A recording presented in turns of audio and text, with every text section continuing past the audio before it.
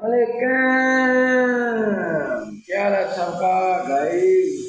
क्या हाल है? ठीक ठाक हो? बाल बदे हो? और सुनाओ, ठीक हो?